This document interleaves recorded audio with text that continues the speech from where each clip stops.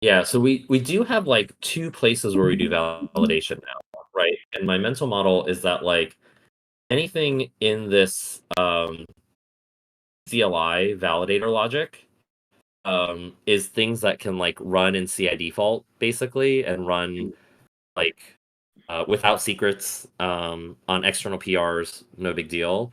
Mhm. So one of the things that I added that you might not have noticed was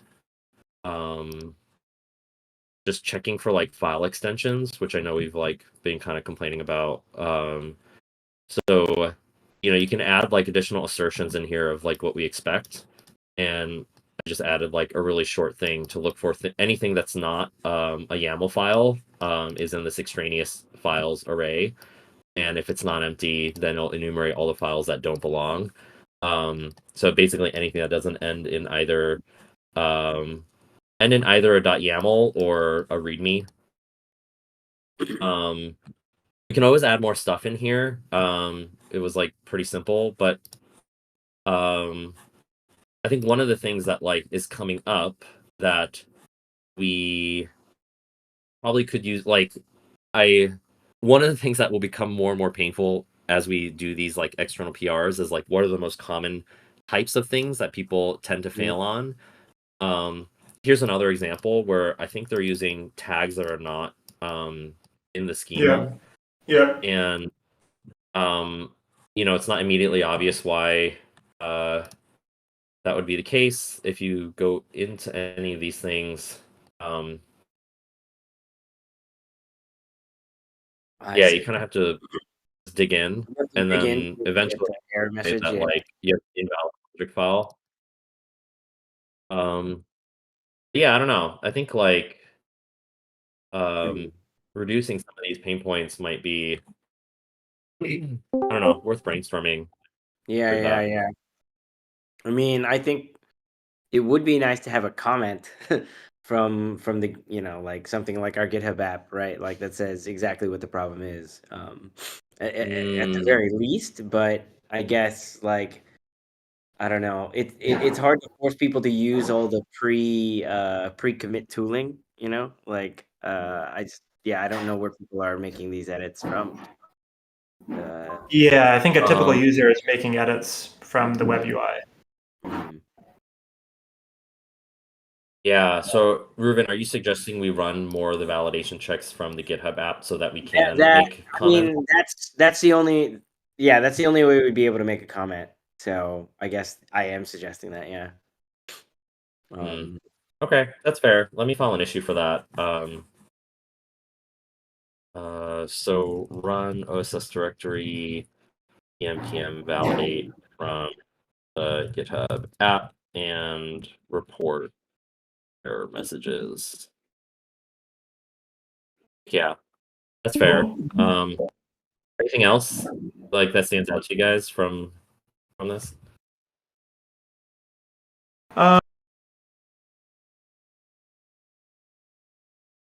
Do you have a demo, or maybe we can do this another time, but of like how a description will be added and what the flow is for that? Oh yeah, yeah. So that's easy. Let me just demo that real quick.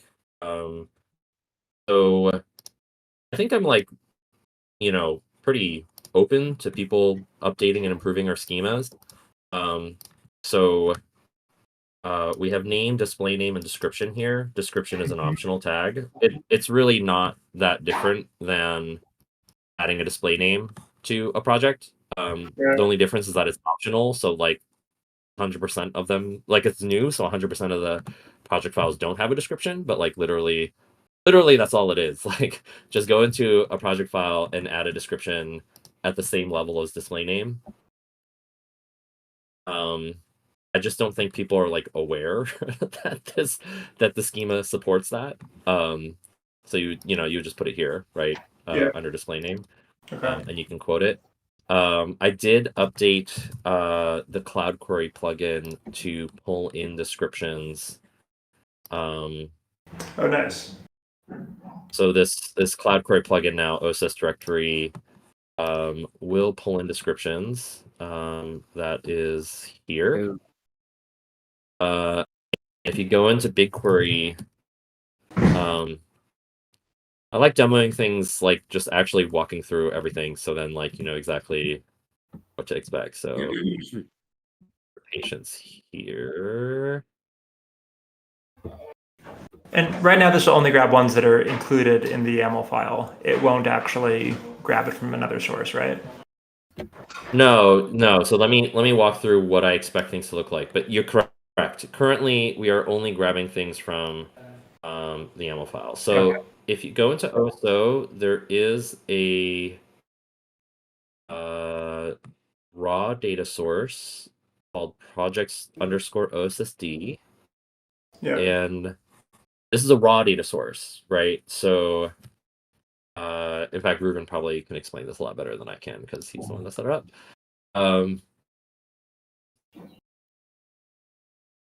So under warehouse, DBT, models, OSS directory source, right?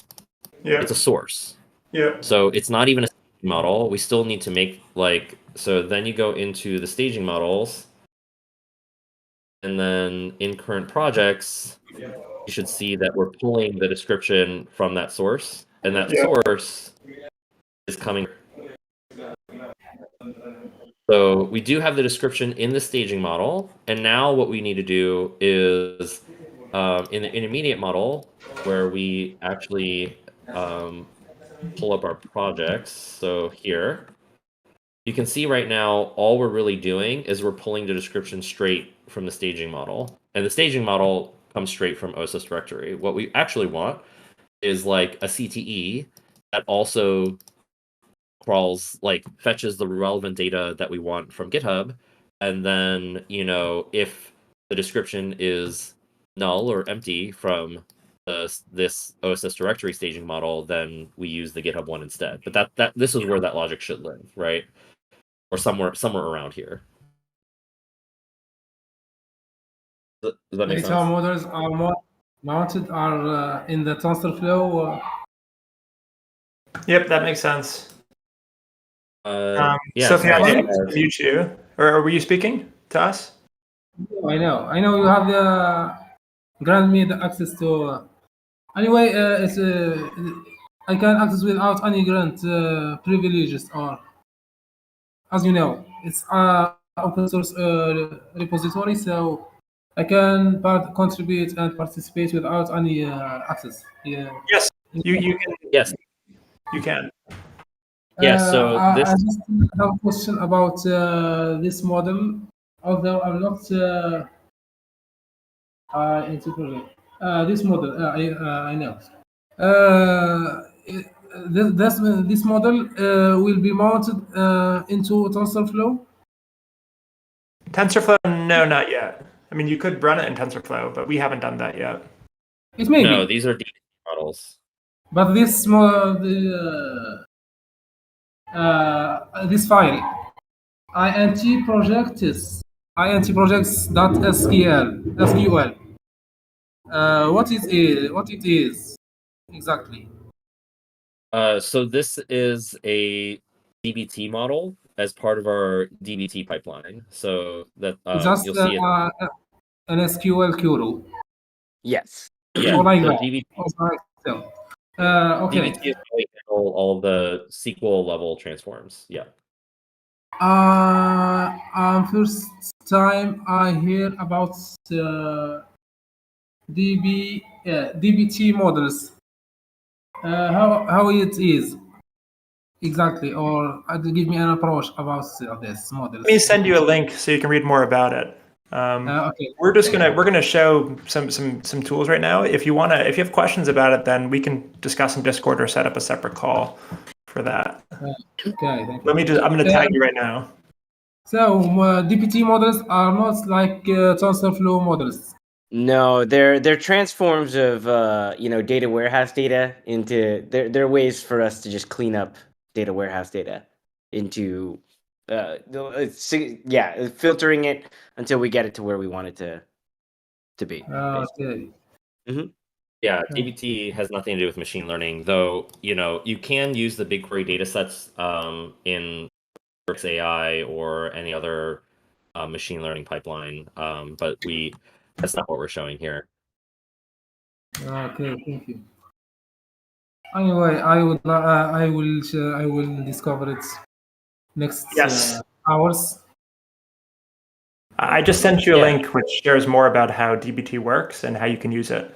But yeah, check it out. Cool. Thanks. Thanks, Carl. Yeah.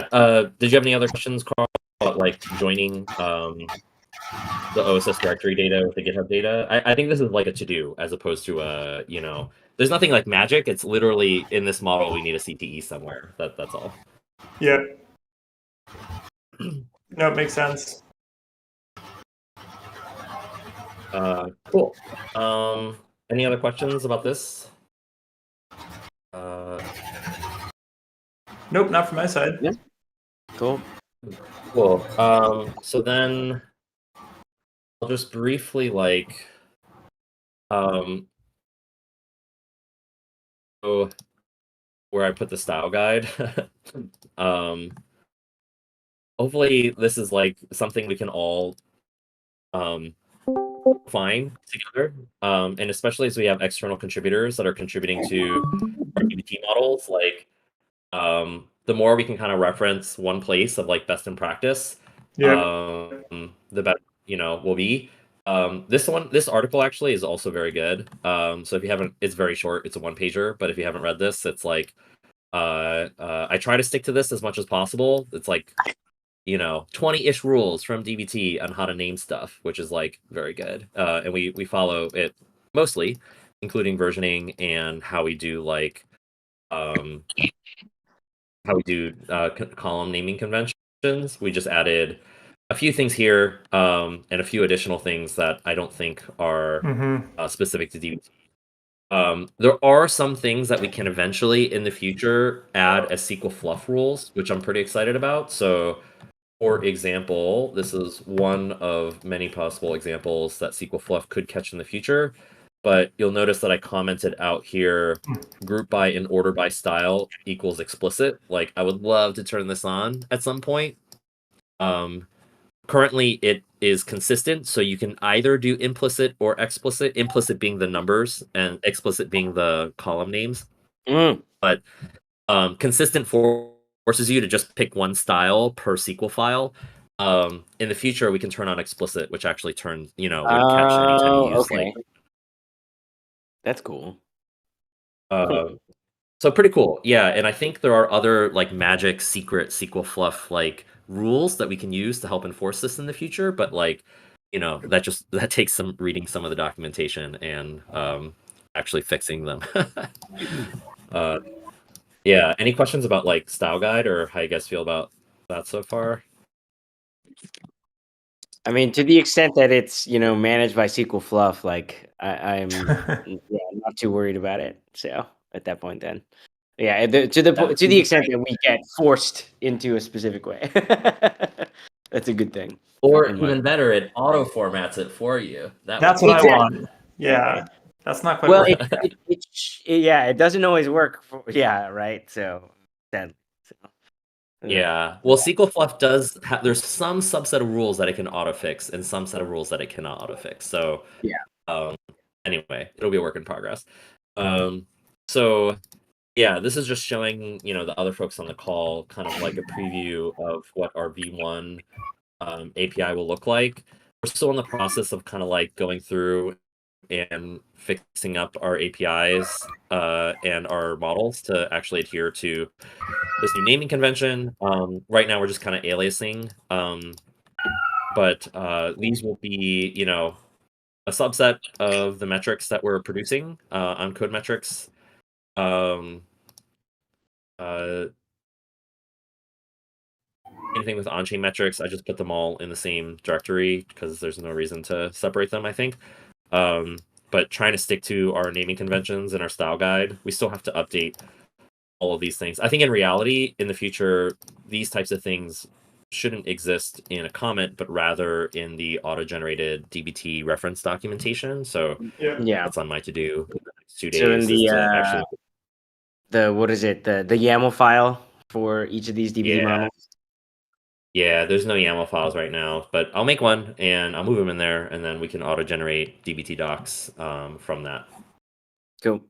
And so I think we're all happy with like this new naming convention of there'll be IDs. You can either reference by ID or reference by source, namespace, and name. And that's true for artifacts, projects, and collections and users. The one thing that like I am curious to get your feedback on is that like with users, I currently only have source and ID, and part of the reason is because I think this is like an unexpected thing. Like you not all like user resolution processes like work the same. So in Lens, they didn't have handles. And then so you can create a Lens profile with a handle for and then it was like as of V2 or something relatively new that you can create an infinite number of handles and attach any of those handles to a profile ID. So you could have 0, 1, or many handles, and it's not like a one-to-one thing like we expect for, projects or artifacts or something like that, like a GitHub repo, right?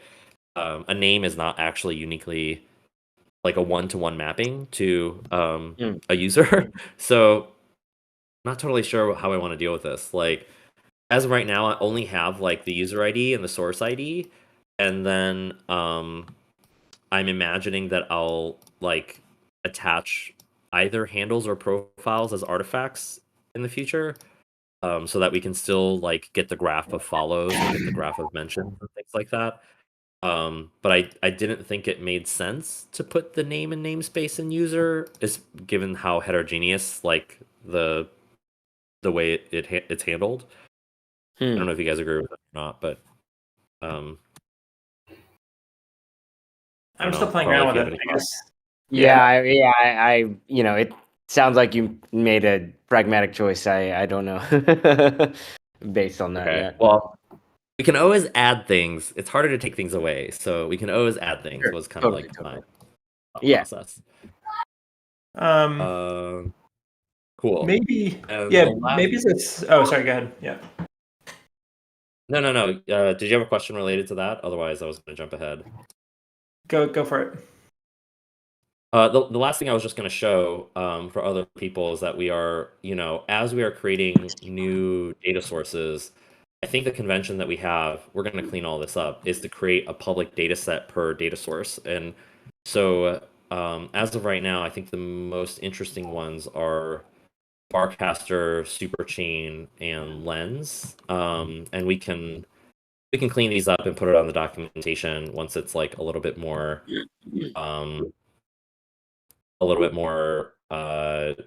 mature, I suppose. But what's nice about doing it this way is that each one of these tables actually corresponds to like documentation you can point people to in the Farcaster API. Like they have their own. Let's see if I can find the link real quick. They have their own docs that you can reference to understand how any of these things work.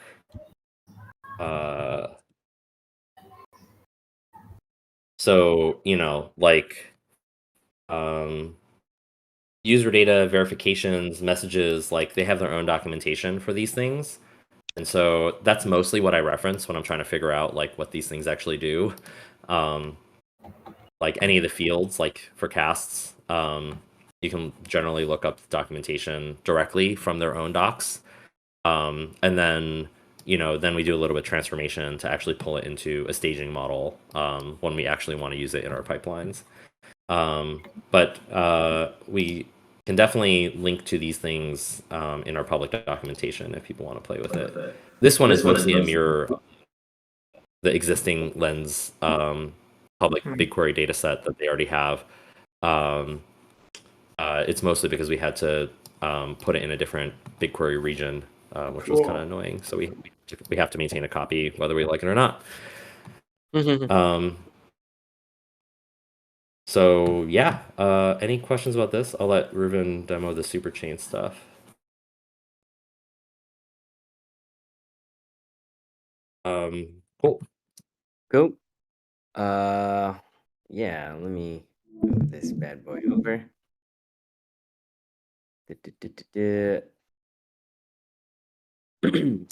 So yeah, this whole sprint has been mostly just getting all the data, which yeah.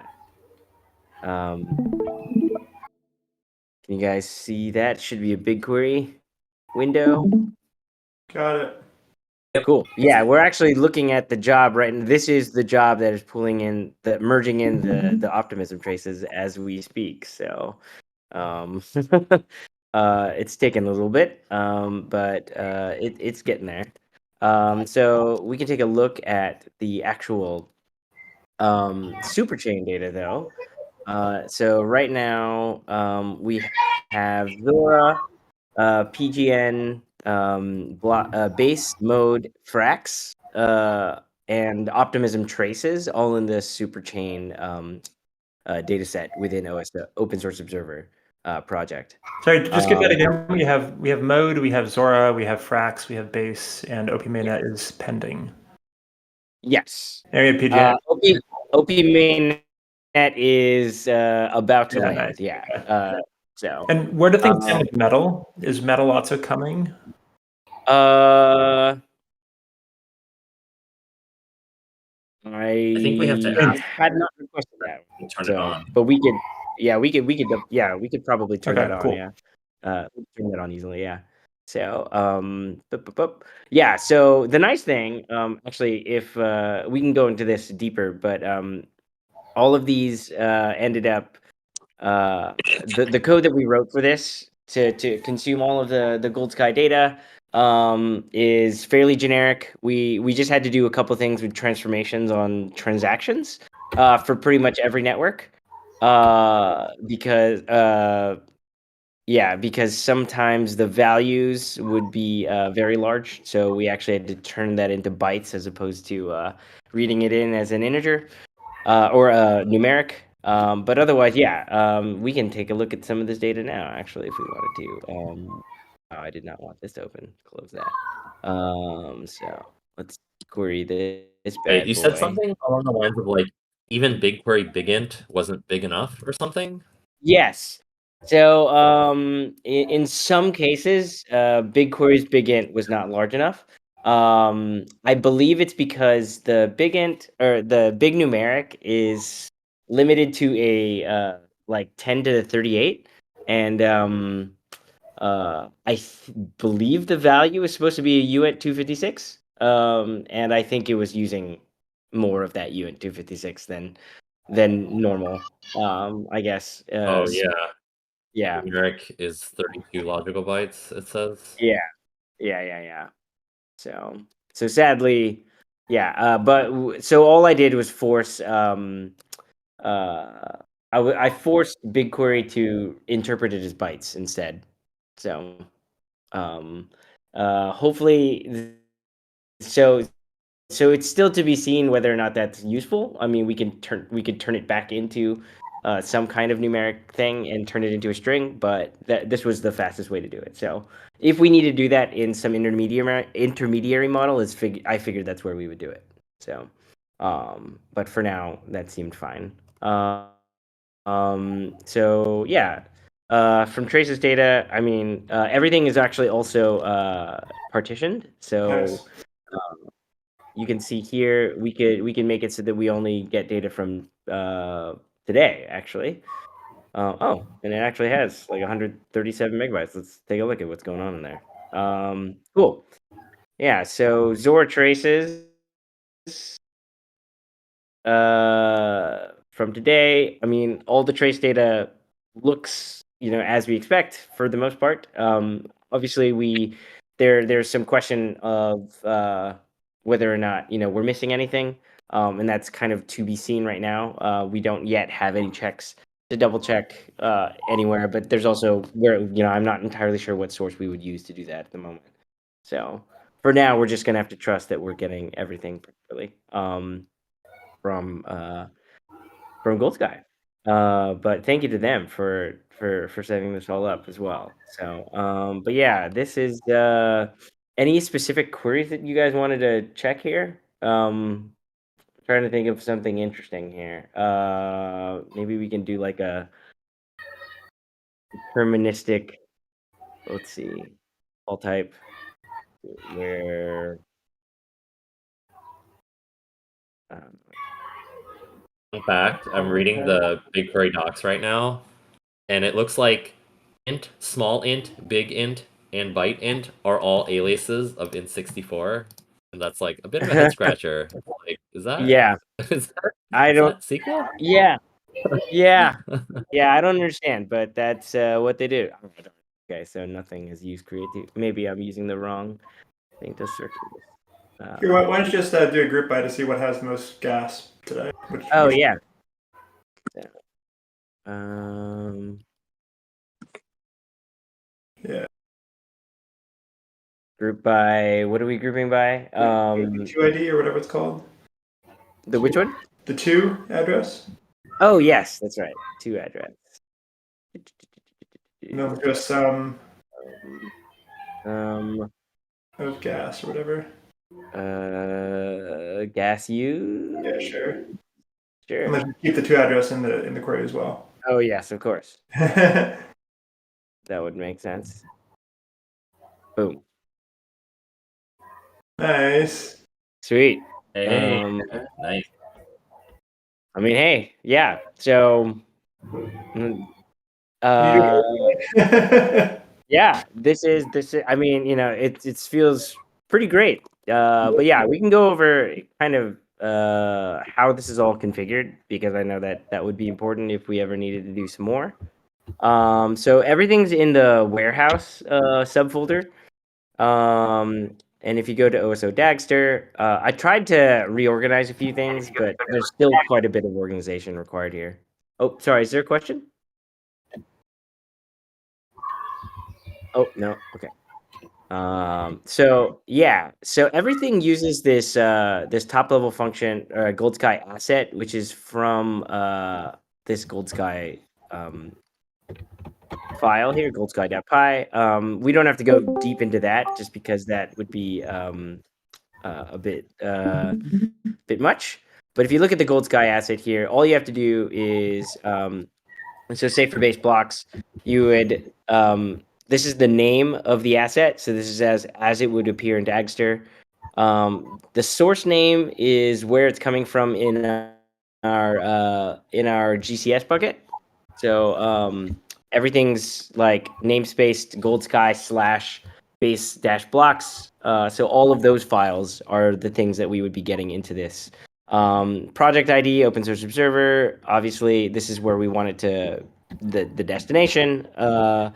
The working destination table is just kind of like for each of these, you need a working table because we consume all the data from a bunch of loads of Parquet files, and then we write those into a table, and then that table is within this destination data set.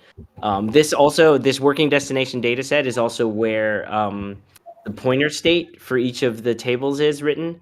I could have, and maybe I will transition to using Dagster to do that, store the pointer tables, but for now, this was actually the most portable. It made Dagster usage very idempotent, where I could like run it anywhere.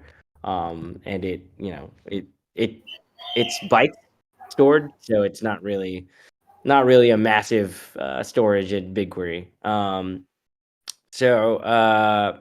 And then finally the destination, the superchain, and then these are some of the things like partitioning. Where do we want to partition? And then in some cases, say for blocks, base blocks, the partition column was not actually timestamped, or it was not a timestamp. It was an integer of seconds, so I had to convert it. And so that's what you can do here. But for the most part, for all of these, they're almost all configured identically.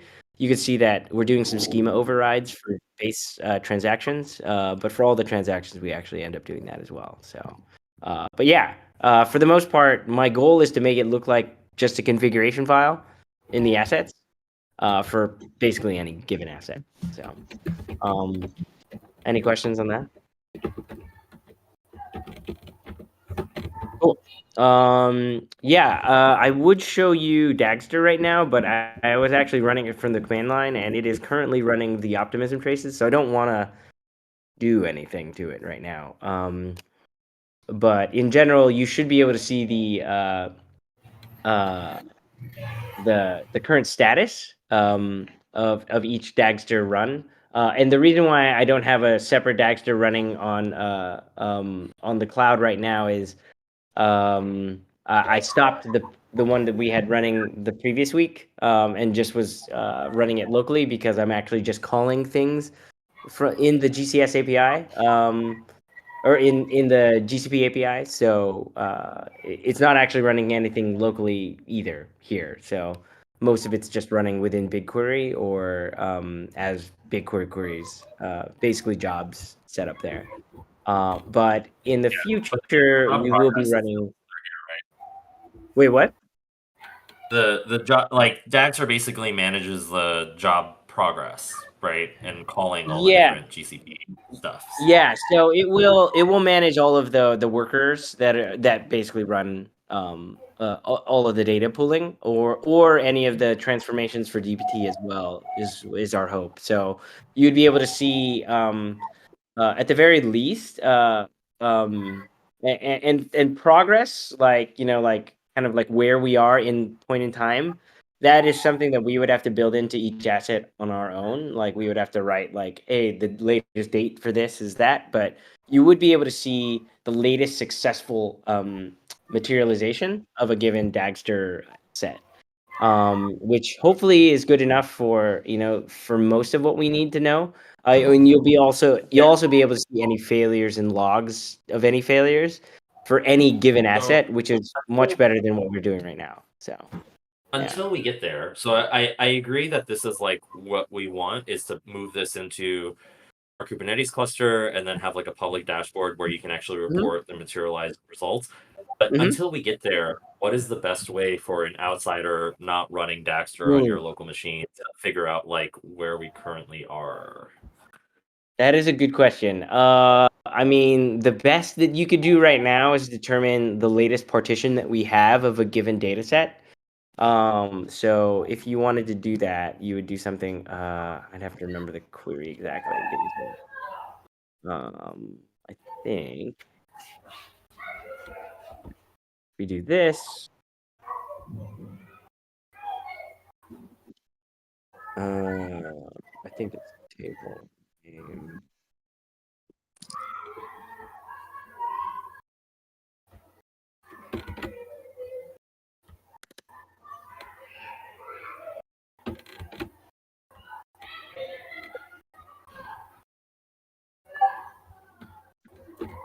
I think it's this. Give me a second. Or traces. This would probably be the best way to do it. You'd be able to see. Hold on. Information schema. Is it this? Nope. Okay, hold on. What is it? Sorry to put you on the spot. Feel free to No. yeah. I think query, it's yeah. This is Never do trying too to lot. remember the thing. Always issues. I think it is this. Oh my god. Tables. Seriously, yeah. They're going to figure this out. No. But let me show you while you look for that. I'll jump into BigQuery for a second. But I want to share something that kind of is, I guess, the culmination of all this stuff. Let me just see. How do I take over? Oh yeah, let me. There we go. All right. Yeah. So this is kind of the culmination of getting both all of the Web3 user data and the trace data together. Is that we can start actually defining users and then grabbing a set of events related to all the things that those users have done with different projects. So this one here, it's kind of a crude implementation of some kind of a mapping between Farcaster addresses and our artifact IDs in the events model. And then I picked out a specific Farcaster ID. So this is Michael Silberling's ID, and we can get a look at all the projects that he has been interacting with. And so here we go. I'm not going to run it now. It's kind of a big computation. But right now you can basically see a preview of what's to come. So this is basically all of the different addresses that Michael controls or that are linked to his Farcaster ID, the different projects, and a count of all the transactions that he's had. So anyway, much more to come. We'll be hooking up the Superchain data to this, later this week, and obviously getting in other sources of user data like Lens and Gitcoin Passport and IconTrust. But very cool to finally see this kind of information all coming together. That's it. That's the demo right there. Took a lot of work to get here. Nice. Very exciting. Oh, I see. You're using our staging models. Yeah, totally. Yeah, exactly. Right now, we don't have a concept. Like, we need to create a mapping between user IDs and artifact IDs. Yep.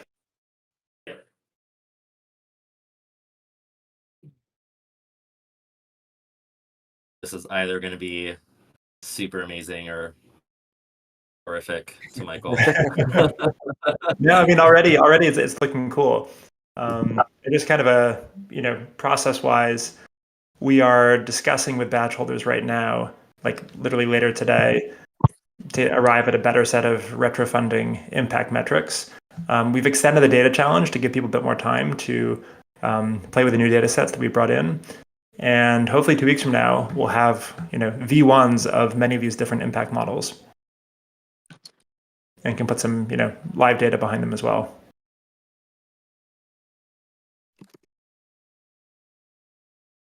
Awesome. Ruben, were you able to get it to work? Should I switch Yeah, it I back? actually was. Yeah. I can show the query. Yeah, I was looking up the wrong table name. Share screen. This one.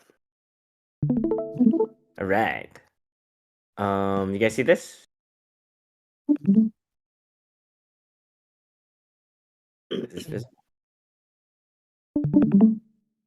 Information schema partitions. Yeah, so information schema partitions, and then if you look up, so if you did a max on the partition ID, you could also look up all partition IDs if you didn't want to do a group by, and you could maybe, this is probably how we can check if we're missing anything. But yeah, you'll see that the latest partition that we have is from today. So if this were ever to drop significantly, you would know that we're missing something. The partition IDs are actually basically a date. Yes, it's a date. Yeah. So the lowest resolution will be day. So and all of ours are partitioned by the day and not by like month or anything. I know for this reflects what's already been processed, right? Or is this Correct. Does this reflect? Okay, got it. This reflects where we currently are. Yeah. So yeah. It doesn't get you the latest like timestamp hour. So if we were to if it becomes UTC May 8th, and this is also not May 8th, you can tell that we're not keeping up. That would be the cheapest way to do that right now, I would say. Do you mind posting that in somewhere? Yes. I'll put it in data, our data channel. Yeah. Cool. Thanks. Cool. All right. Any other questions?